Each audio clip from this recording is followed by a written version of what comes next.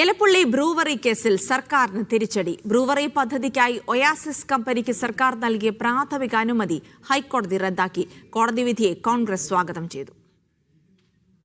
Palakkad എലപ്പുള്ളിയിൽ brewery പദ്ധതിക്ക് സർക്കാർ പ്രാഥമിക അനുമതി നൽകിയത് വിശദമായ പഠനം നടത്താതെയാണെന്ന് ഹൈക്കോടതി കണ്ടെത്തി.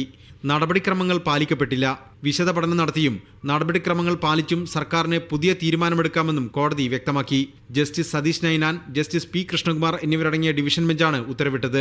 അമിത ജലചൂഷണം നടത്തുന്നു, കാർഷിക മേഖലയ്ക്ക് ആഘാതമുണ്ടാക്കും, പദ്ധതി പ്രദേശം കഞ്ചിക്കോട് വ്യവസായ മേഖലയിലാണെന്ന തെറ്റായ വിവരങ്ങൾ നൽകി തുടങ്ങിയ ആരോപണങ്ങൾ ഉന്നയിച്ചാണ് അസംബ്ലി ഓഫ് ക്രിസ്ത്യൻ ട്രസ്റ്റ് ഹൈക്കോടതിയെ സമീപിച്ചത്.